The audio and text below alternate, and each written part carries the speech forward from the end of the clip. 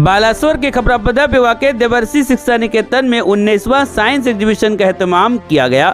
सुबह 8 बजे से शुरू होकर दिन 1 बजे तक चलने वाले इस साइंसी मेला में 1 क्लास से लेकर 10वीं जमात तक के 50 बच्चों ने हिस्सा लिया और बेहतरीन तरीके से तरह तरह के प्रोजेक्ट बनाकर पेश किए।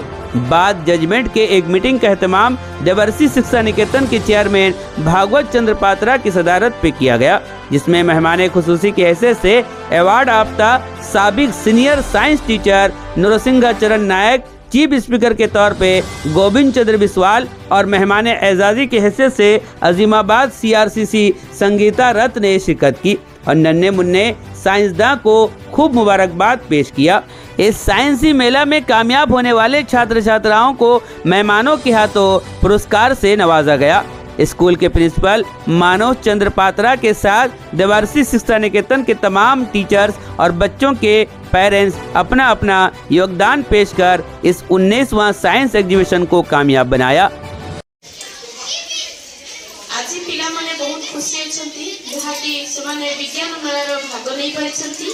समाने जने जने कुनी वैज्ञानिक आज हेइछंती कि कहिबो ताको भितर प्रतिभा लुकायित अवस्था रे रहिछि। समाने बड़ हेले दिने निश्चय बड़ वैज्ञानिक हेबे जहा कि सेमाननको पाखरे उद्भावन आ आविष्कार रो प्रतिभा लुचि रहिछि।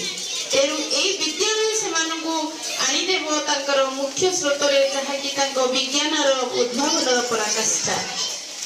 तेरु मु उत्तर कामना करूची सेई पिला मानकर जो पिला माने आजि पार्टिसिपेट करछंती विज्ञान मेलार जहा कि सब जूनियर जूनियर एवं सीनियर ए आपनकर प्राइवेट स्कूल आगु गवर्नमेंट स्कूल ले पार्टिसिपेट करथले, किंतु ए वर्ष सेमानको दिया हे जाई नै काहे कि ना गवर्नमेंट रो चिट्ठी अनुसार हमर कार्यकारी करा जायछि। हमर मध्य ब्लॉक लेवल सरी जायछि। एमानकर मन दुख जे आमे माने पार्टिसिपेट करि पानु। ठीक अछि, आपण माने टिके गवर्नमेंट सहित जड़ित रहंतु केमिति आपण पार्टिसिपेट करि परिबे। आपणकर विद्यालय में बहुत सब प्रकार कार्यक्रम प्राय हुए मु देखे। तेणु ए विद्यालय मते मते बहुत परिवार भरिया जने मेंबर सदस्य बोली लागे। तेणु पिला मानकर ए विद्यालय रो सब प्रकार प्रतिभा लुचि रहिछि। सेमाने मध्य सब प्रकार दिन रे उत्सव पालन करती एवं पार्टिसिपेट मध्य करथांती। बहुत खुशी लागे, आनंदित हुए। एई वैज्ञानिक चिंताधारा सेमानक मन भितरे अछि। जेमिति हमर बहुत प्रकार वैज्ञानिक बहुत प्रकार जिंस उद्भावन करिसंती। एमिति दिने न्यूटन मध्य माध्याकर्षण बल आविष्कार करथिले जहा कि से दिने बसिथिले बसु बसु गोटे फलटे खसिला पर से भाबिले ए फलटी काहे की खसिला, पुनी गोटे टेकाटे मारिले पुनी से भूमि रे पड़िला। सेटा जो हमर पृथ्वी रो चुंबकत्व बल सेटा से ताको टाणी आनिसिला। सेठू उद्भावन करथिले कोन ना माध्याकर्षण बल। तेनु पिला माने तमे जो आज प्रोजेक्ट सब आनिछ निश्चय ता भितरे प्रतिभा लुचि रहिछि। तुमर ए प्रतिभा विकसित हो एति कहि मोर वक्तव्य रखुछि। जय जगन्नाथ। मोर जन छात्री कि अछंती शिक्षक से बेले मते कहिले मु एपटे जाए देखे देवर्षि शिक्षा निकेतन ता भितरे विशेष भितर फसी नथिली। आज एठी आसी जानिली जे मोर सार से केमिति डेडिकेटेड ए जगह रे एभली एक अनुष्ठान करि परिछंती एवं दीर्घ 2002 मसियारु एपर्यंत अनावरत भाव से काम को आगे नहीं से सार कृतज्ञता जनाऊँगी।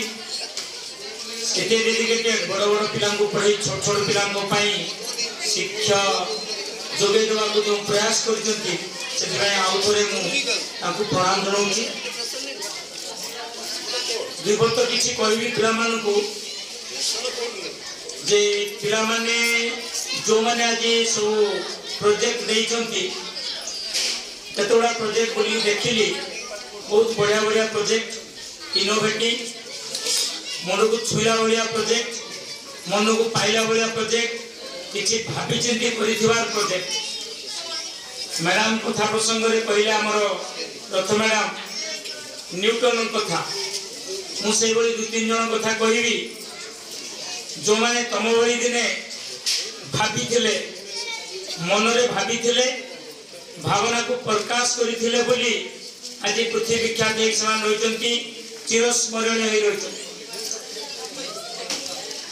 से जो न्यूटन कथा कहले ତାଙ୍କ ବିଷୟରେ ତମେ ଜାଣିଲ କିନ୍ତୁ ସେ ଯେତେବେଳେ ଏ କଥା ଭାବୁଥିଲେ ସମସ୍ତଙ୍କର ତ ଗୋଟେ ମନ ଅଛି ମାଇଣ୍ଡ ଅଛି ସେ ଯେଉଁ ମନରେ ଭାବିଥିଲେ ସେତେବେଳେ ସିଏ ଗାଲିଲିଓ ୟୁକ୍ଲିଡ ଭଳିଆ ଲୋକଙ୍କର ଦ୍ୱାରା ପ୍ରଭାବିତ ହେଇଥିଲେ ଏବଂ ସେ କାମ କରିବା ପରେ ଆଉ କିଛି ଲୋକଙ୍କୁ ଆଇନଷ୍ଟାଇନ ଭଳିଆ ଲୋକଙ୍କୁ ସେ ପ୍ରଭାବିତ କରିଥିଲେ।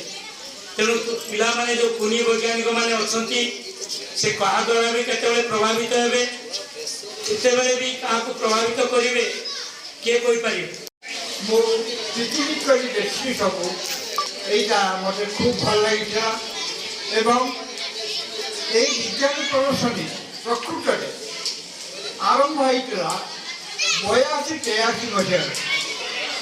82-83 ମସିହାରେ ପ୍ରଥମ ବିଜ୍ଞାନ ପ୍ରଦର୍ଶନୀ ଯେତେବେଳେ ସରକାରଙ୍କର ନିର୍ଦ୍ଦେଶକ୍ରମେ ଆରମ୍ଭ ହେଲା ସେଇଥିରେ ମୁଁ ଭାଗ ନେଇଥିଲି ଏବଂ ସେଇଟା ହେଇଥିଲା ପୁରୀ ଜିଲ୍ଲା ସ୍କୁଲରେ। ପୁରୀ ଜିଲ୍ଲା ସ୍କୁଲକୁ ଗୋଟେ ପିଲା ନେଇକି ଯାଇଥିଲି ଏବଂ ପ୍ରଥମ ପ୍ରଦର୍ଶନୀ ସେଠି ମୁଁ ଭାଗ ନେଇଥିଲି।